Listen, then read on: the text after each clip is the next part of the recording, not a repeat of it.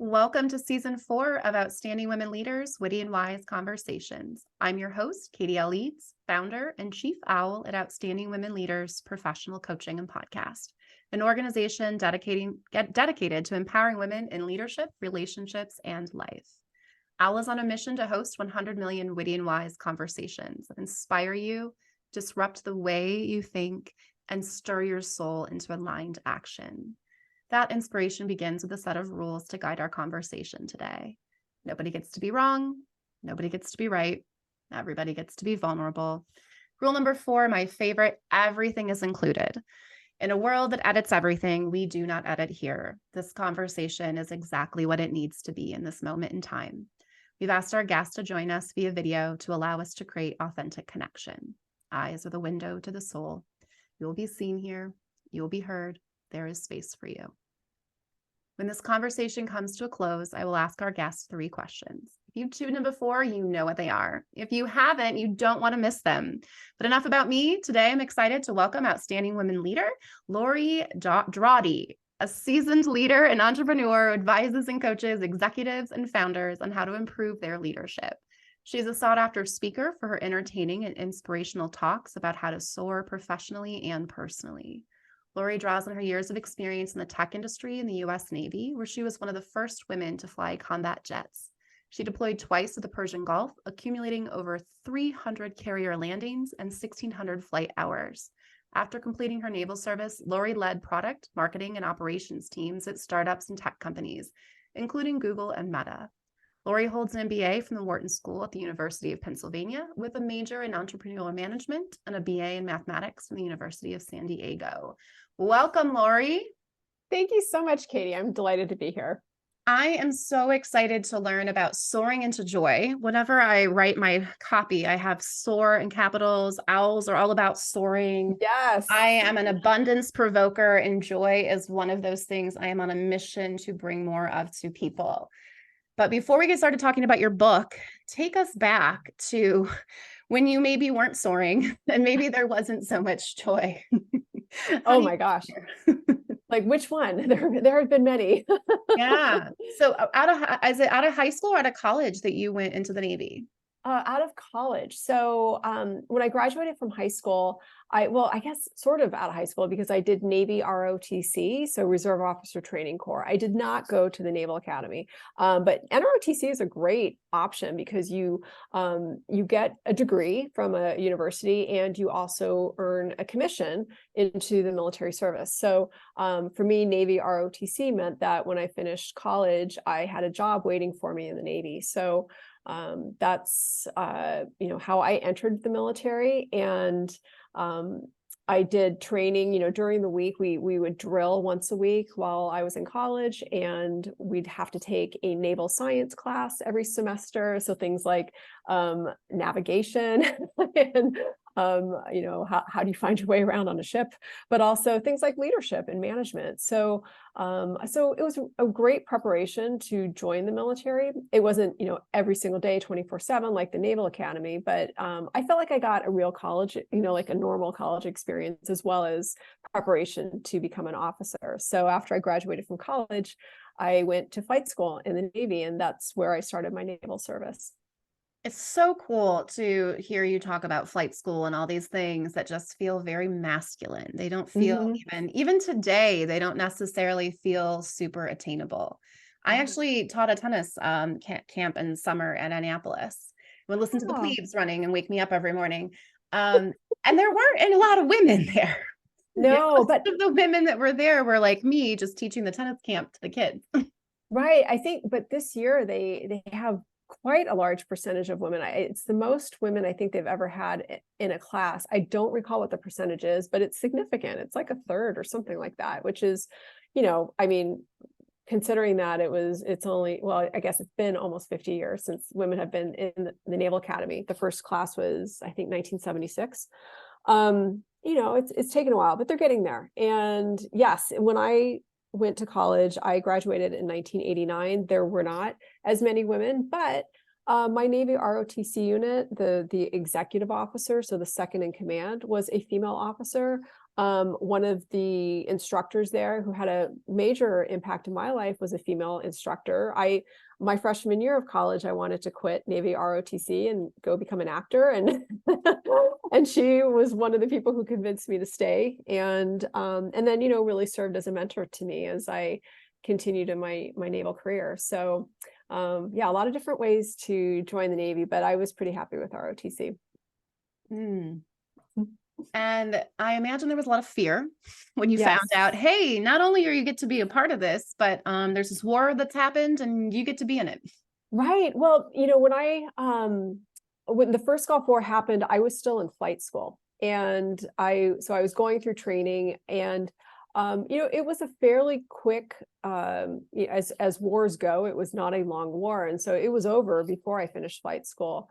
But it definitely raised, that issue that had always been at the back of our heads, knowing that, well, yeah, we're joining the military, and the military is about fighting, and it's about, defending democracy, and sometimes going overseas to places you've never been to before. And so there is that reckoning that everyone has to have if you serve, of accepting that that is part of the job. And I'm really grateful, now that I've been out for a long time, that I never had to, they call it drop a bomb in anger. So I never actually had to fight anybody, or I was never shot at. But I trained for it, and I always knew that it was a possibility, and I accepted that. But I'm super grateful I never had to actually be in combat. So, but yeah, it is scary to think about that. But it's also part of that job that I think you accept, and like, no job's perfect, right? So that was definitely one of the downsides. You might die, but yeah. Well, I always think so. When I graduated high school in 2001, May of 2001, and so Oh, September wow. 11th, right? So a lot of Yeah. people that I knew joined the National Guard, Yeah. and the semester before graduation in college, they got called up and had to go fight. Yeah. And so it's always interesting to think, like, to know, like, did you think about that? Because I can tell you that in 2001, when my friends were all signing up, that not one of them was Mm. concerned about actually going to war. Yeah. And unfortunately, I mean, that's completely understandable. We had a really long period of time where it wasn't an issue. I think I was in college when the Berlin Wall came down. And so there was a huge relief. There was this feeling like, okay, God, thank God, Cold War, we don't have to worry about that anymore. And then, something else. So I think that it might be a generalization, and I don't want to speak for everybody, but I do feel like a lot of people take it for granted, the freedoms that we have. And, I feel like, from my own personal experience, having been able to visit a lot of other countries as part of my military service, even as part of the work I did in Silicon Valley, because my teams were global, and just being able to go around and see a lot of different countries, I still feel really proud to be an American, and I feel really grateful to be an American. And with the recognition that we are definitely not perfect, and we have a lot of work to do to make our country, really the land of the free for everybody, and opportunity for everybody. And I feel like, sorry, I really like, we're totally steering this conversation over to like a political soapbox. But no, I think short answer is, I was willing to die for this country because I love this country so much. So it was something I understood going in, and I think anyone who joins the military needs to accept that. Yeah. And it's a thank you for your service as a woman, also paving that way. I'd love to know more about, what is that like, being the first women to be able to on the Lincoln. Yeah. Yeah, tell Yeah. us all about this. As you can probably imagine, it was challenging. There were many men who were not happy about having women on board. And I had a lot of empathy for them, in that, anytime you have a big change, when you're used to something and someone else tells you that that's not going to happen anymore, it's understandable that that's, people aren't thrilled about that. And so I think I was very fortunate, because my squadron was there. I know that there were men in my squadron who were not happy about having women join the squadron, but they were professional, and they were able to put aside their personal feelings and, give me the benefit of the doubt and accept me as a fellow aviator.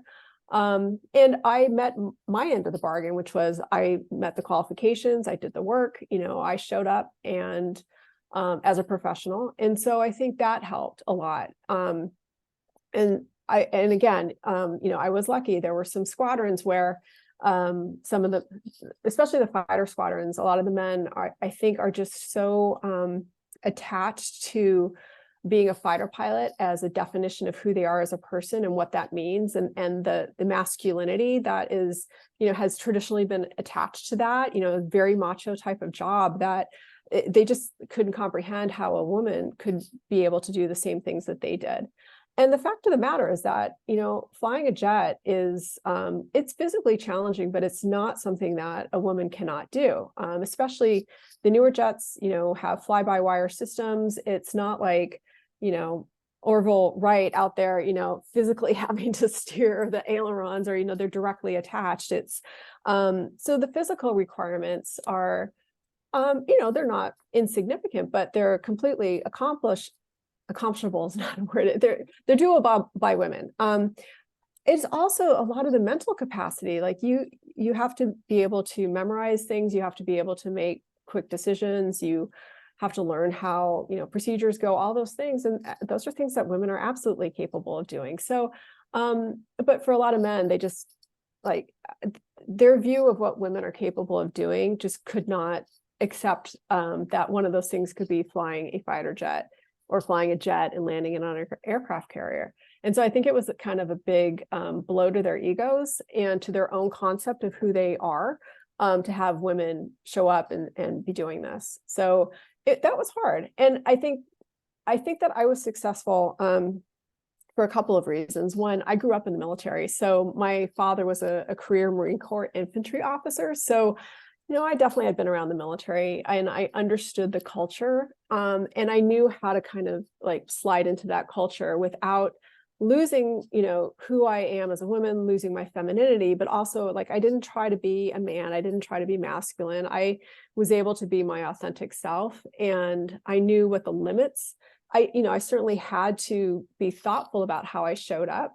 But I think by considering that and knowing what the military is like, I think that helped me a lot. I think the other thing is that I think I have a good sense of humor. Who knows? But I think humor was a big part in naval aviation. Like, the ready room environment is, people are always making jokes, making fun of each other. You have to have a thick skin. Growing up with two brothers, I definitely have a thick skin. So I think all those things really helped to prepare me for that environment. And all that being said, it still was tough. I had to get over the fact that there were people that didn't believe that I should be there. And I think, anyone who, I think back then I was more concerned about being liked, but I had to get over that, and just accept there were some people who were not going to like the fact that I was there. Mm. So your people pleaser's low. Yes. I have to ask, Yeah. Dangerous Minds inspired me to be a high school teacher. Did Top Gun inspire you? No. I am super clear about this because it's so funny. I mean, it inspired so many people to become naval aviators, and that's a good thing. I think it was a very Hollywood version of naval aviation. It is, I mean, yeah, I think so Dangerous Minds is a very Hollywood version right? of teaching on the south side of Chicago. Spoiler alert, that's a real story, and that kid didn't die like it did in the movie. Oh gosh, wow. I mean, yeah. And I mean, we could spend an entire podcast talking about all the things that are wrong with Top Gun. But I actually went on a field trip and decided I wanted to be a pilot about probably 10 months before Top Gun came out. So but then when Top Gun came out, I was like, oh my God, everybody wants to be a pilot. So I didn't. I just wanted to date Tom Cruise. Oh, too funny. Yeah. So soaring into joy. Not only are you an author, you are a one-woman show. Literally, Yes. you have your own show, which you can hear about in our bonus episode, where you talk about your experiences here. And before we jump into your book, I am curious, what did it look like making friends with the other women? Sometimes when men are jerks, women can be just as competitive.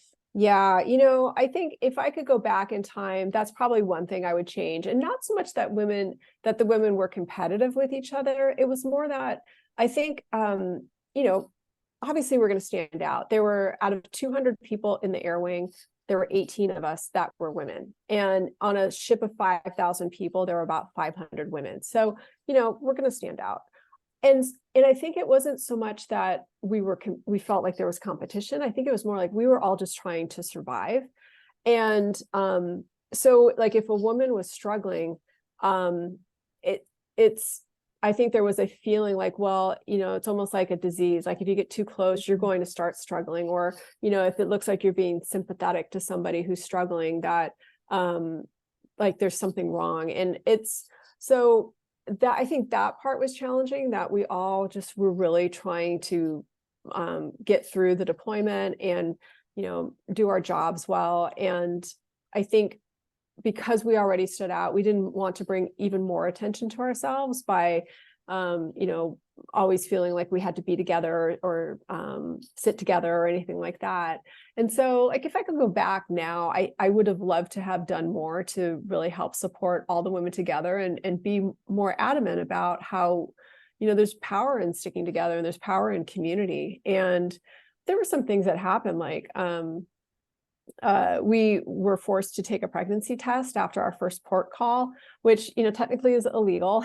But at the time, the commander of the air group felt he just wanted to make sure that, well, his explanation was that he wanted to make sure we didn't have any pregnancies on board once we were out doing blue water operations and we weren't close enough to, medical facilities, which, it seems like a good explanation, but then at the same time, it also felt like it was undermining any trust in us to be responsible for ourselves. So, so there was some, I think, dissension even among the women about whether or not we should be doing that. And we never really, I don't think we came together, to show up as a community and as a group. I think we all just really wanted to fit in, and we wanted to be able to be more identified with our individual squadrons. And I wrote a book about my first deployment, and I purposefully titled it "She's Just Another Navy Pilot," because during that deployment, like, we all just wanted to do our jobs. We wanted to fit in. We just wanted to be considered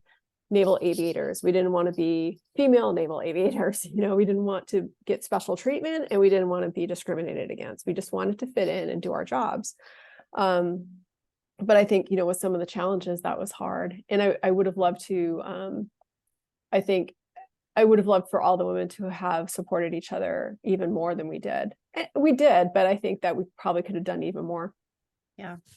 It's a good reminder that when our cups are always, we're always worried that we're going to spill from our own cup. It's hard to pour into someone else when you're just making sure people aren't knocking into you and bumping you over. Yeah. Yeah. So your book, Soar into Joy, tell us all about, first of all, there is joy in completing a book. So congratulations. Yes. I see that fancy Amazon #1 bestseller. So thank you. Thank you. And what do we expect to soar into when we open this book? Oh my gosh. Well, soar has always been a word. It sounds like we both love this word. I love your OWL acronym too. They're just such incredible creatures. But soaring, when I looked it up one time, the definition was flying with joy. And I just love that concept of, flying in itself, I think, is amazing and so incredible. It's just such a great feeling. But then when you add joy to it, I feel like it makes it even more powerful. And so when I was thinking about how to best summarize a lot of the lessons that I've learned from my time in the Navy, as well as working in Silicon Valley, and then through all the coaching training and the work I've done with clients, when I sat down and I started thinking about all the concepts that I wanted to be able to pull together, it just fit into this acronym of SOAR. And I was able to fit into SOAR. I actually mentioned in the book that the A is for appreciation. And I talk a lot about gratitude. But I feel like they're very similar, appreciation and gratitude. And so, SOGR wasn't a good acronym, but SOAR is much better. So yeah, I think someone who's reading SOAR will see that the acronym stands for self-awareness, openness, appreciation, and responsibility.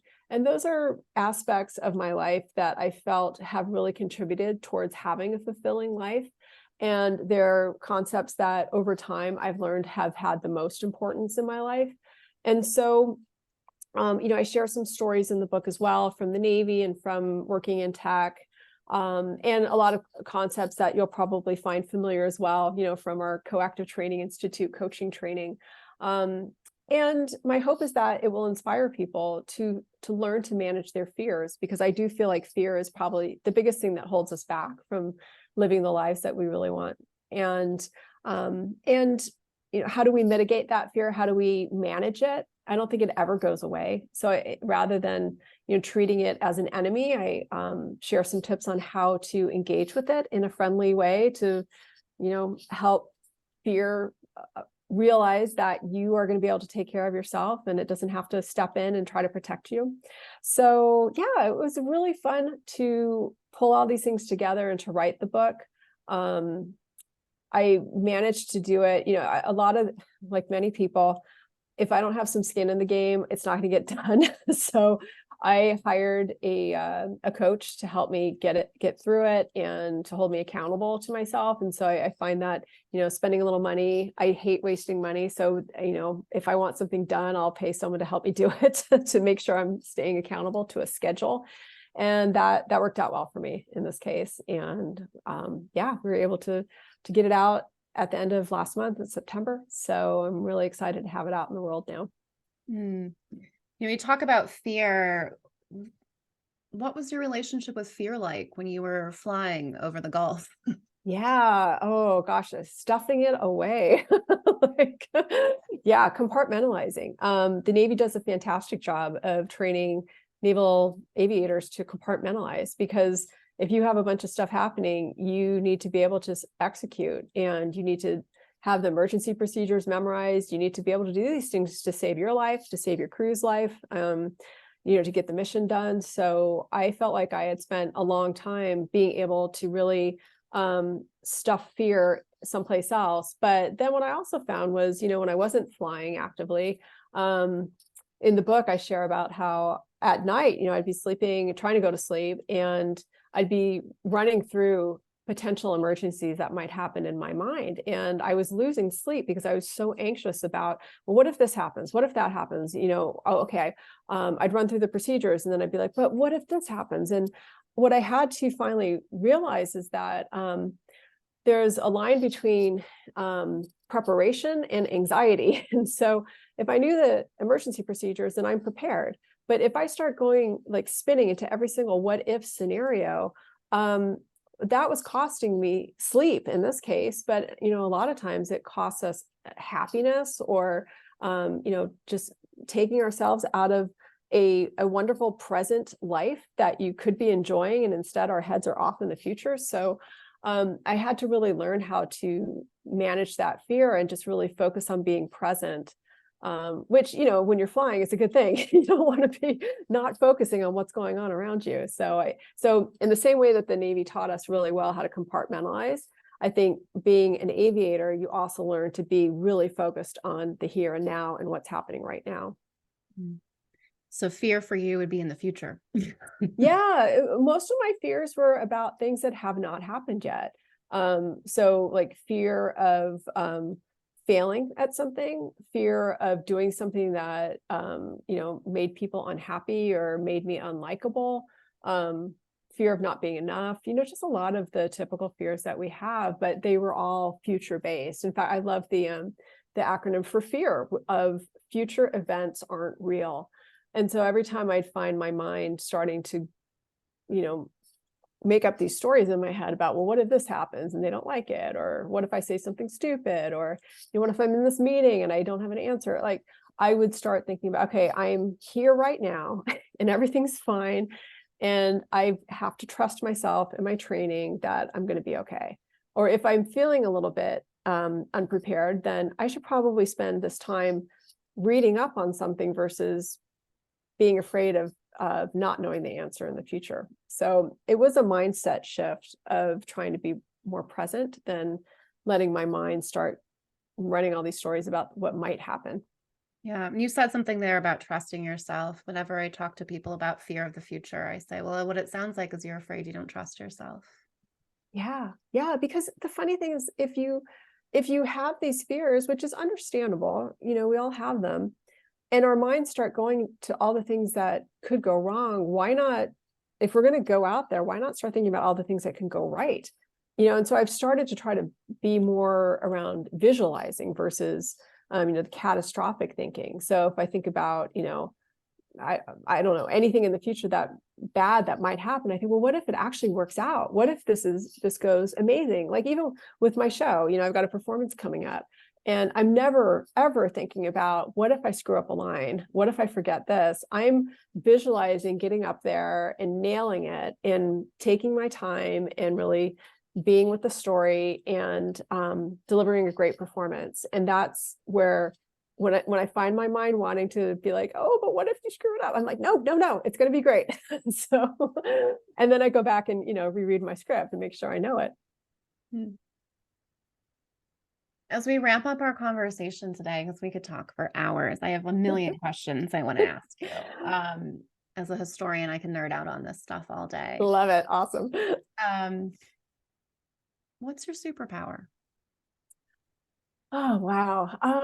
It's funny because I think the funny superpower is I seem to manage to line up places before there's a long line. Like my timing is really good. I've got the superpower of getting someplace before a long line forms. But I think that that's more of a, like the team icebreaker kind of superpower. But I think my actual real superpower is I'm really good at solving problems creatively.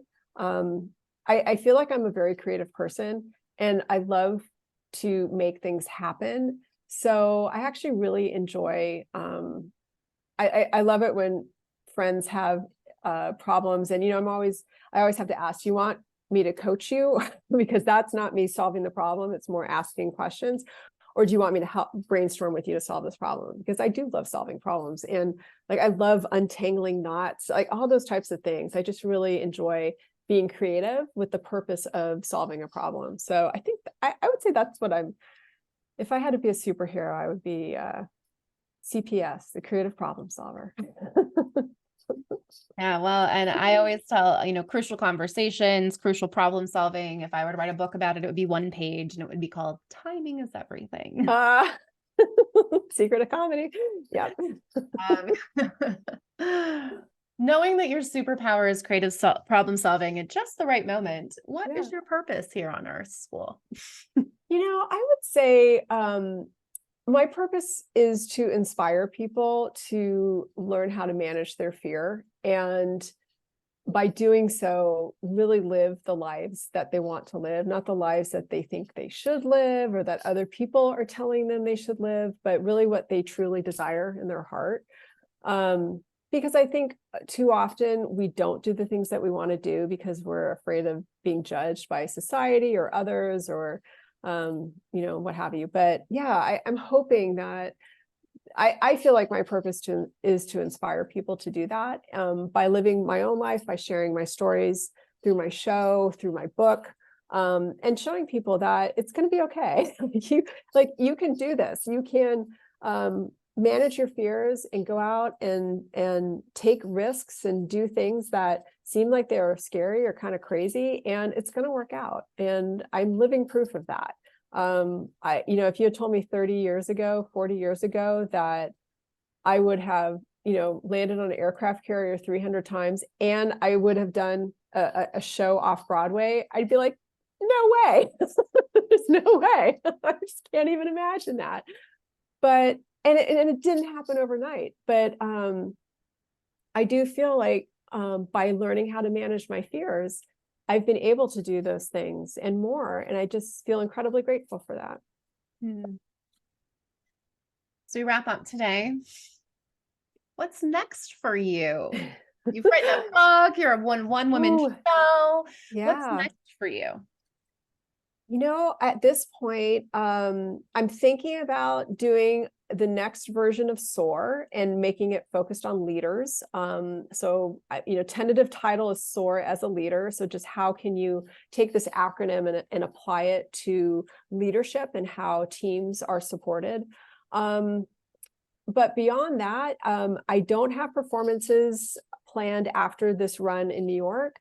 So maybe some more performances of the show, but I'll continue doing my executive coaching and my public speaking. And, as far as other creative outlets, who knows? So we'll see. But I love being open and seeing what the universe serves up. And what's the best place for people to connect with you and to find that information? Fantastic. I am at www.loreedraude.com. It's LOREEDRAUDE.com. And you can find information there about my speaking services, my coaching, the show. And I think there might even be a way to get into my painting website. I also paint. So that's my creative hobby outside of writing. And you can find more information there about me and sign up for my newsletter. Excellent. And I always leave my guests with the last word. So what would you like to leave all of our listeners with today? I would love to leave your listeners with a feeling of joy and appreciation, and finding even just 3 good things in your life to write down tonight before you go to sleep, just to recognize that, we all have challenges and some days are not as great as others, but there are always things in our life to be grateful for, and tapping into that gratitude, I think, is a wonderful place to be.